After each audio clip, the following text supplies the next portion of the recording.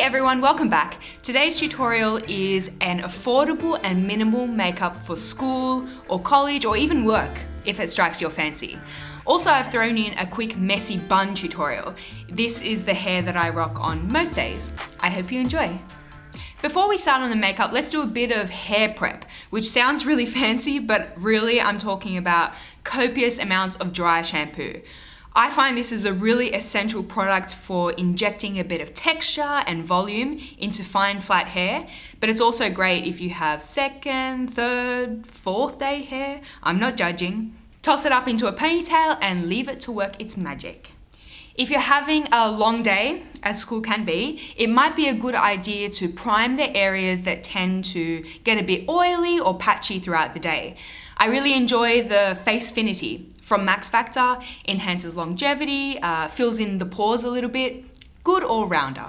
Now, whenever we're talking young adults and beauty, we just got to discuss the SPF. I read a statistic recently, 2 in every 3 Australians will be diagnosed with skin cancer in their lifetime, and I just think that that's such an alarming statistic.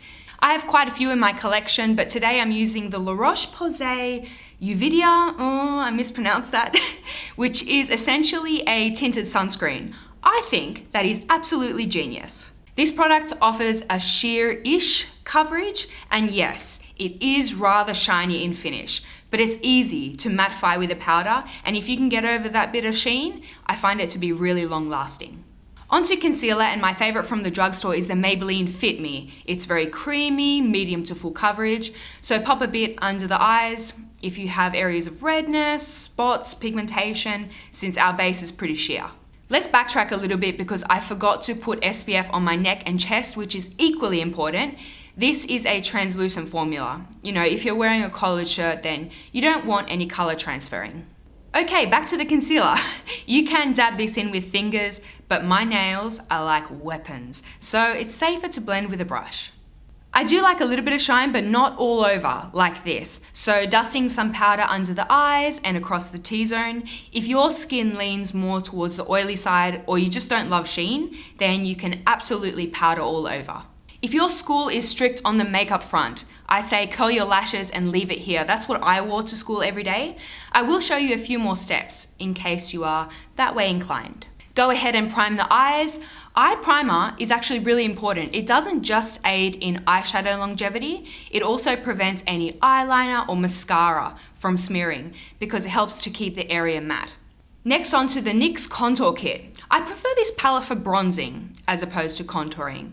So taking some of those warm tones on the high points of the face where the sun would naturally hit. An oversized fluffy brush works best here as it deposits a very soft wash of color and you won't get any hard lines. Same shade on a crease brush and swishing through the socket. You can use eyeshadow, but bronzer works just as well. And we're keeping this quick. Into the shimmery highlight, onto the tops of the cheekbones, tip of the nose, maybe a touch on the cupid's bow. It really pains me to say this, but might be a good idea to keep it light-handed with the highlight. You know, just being realistic, just being practical. Again, same highlight on an eye brush and dab on the center of the lid and around the tear duct, just to catch the light in a very subtle way. For the lower lash line, we're dipping into a slightly cooler contour tone. I find that with my bloodshot eyes, a lot of warmth on the lower lash line can exacerbate that. Optional step, but I do like a little eyeliner. My Pixi liner now, it's getting so short. This is the one that I use every day. So tight lining the outer half of the lash line and adding a few dots across the lash line itself before softening the edges with a finger. This look is really subtle, but that's kind of the essence of this tutorial. Give the lashes a really good curl. This makes such a big difference in opening up the eyes. And of course, follow with some mascara. This is a waterproof formula, so it won't smudge throughout the day, and it also tends to hold a curl much better than a non-waterproof formula. I go to town with this step because my natural lashes are just kind of sad, but you can keep it more natural if you prefer. I'm sure that many of you can relate to me when I say this. I could spend 10 minutes on my brows alone, easy. But we're not going to do that today. Instead, we're taking a brow powder on a damp brush to amp up the pigment and fill in any seriously bald spots. So in my case, I have a non-existent tail, so I'll focus on that area.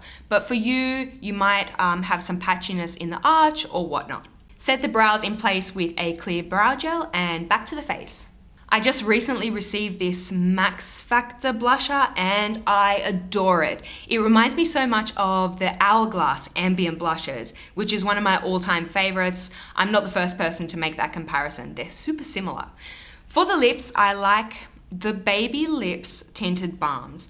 Although you see me here having a silent rant because the caps just fall off too easily, so it's not ideal for throwing in your bag. I went for the peach shade, which, as you might expect, is a soft peach, but it wasn't really doing it for me. So I went in with a bit of raspberry, slightly stronger shade. One last finishing touch, a nude eyeliner on the lower waterline, and voila, makeup done. Now let's move on to the hair. So give the hair a thorough brush to remove any of that grey cast and residue from the dry shampoo. Quick blooper break. I can now attest that this makeup is somewhat water resistant. So there you go. Back to business. Pull the hair up as if you were going to put it in a ponytail, but instead twist it at the end until that twist almost meets the scalp. Then wrap the donut and pin the end of the hair into the base of the donut. Hair is not my forte, guys. Hopefully I'm articulating this in a way that is understandable.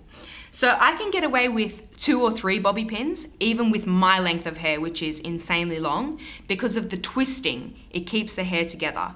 If you have a lot of layers, you might need a few more bobby pins. Now you can scrunch the bun with your fingertips just to messy it up and pull out a few baby hairs. Optional step, but I wanted to incorporate this super cute bow somewhere, anywhere. So I chose the base of the bun behind my head, and I think it looked adorable. Now you're ready to rush out the door. On a regular day, I think this would take me about 10-15 minutes, both hair and makeup, so pretty quick. I really hope that you enjoyed the tutorial. If you are going back to school or college, study hard. I know that this is easier said than done. Girl, I know. This is like my 7th year of uni, but it is important. I hope you have a wonderful day, and I'll speak to you all very soon. Bye-bye.